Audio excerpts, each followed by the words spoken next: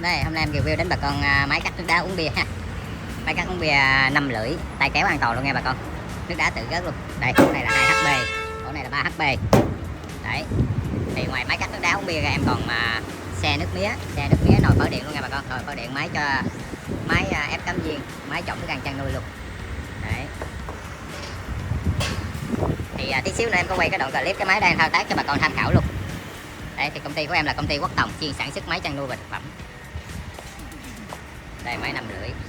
Ngoài máy 5 lưỡi em còn máy 6 lưỡi, máy 12 lưỡi, máy 13 lưỡi và máy liên hoàn luôn nha bà con. Rồi xin chào bà con.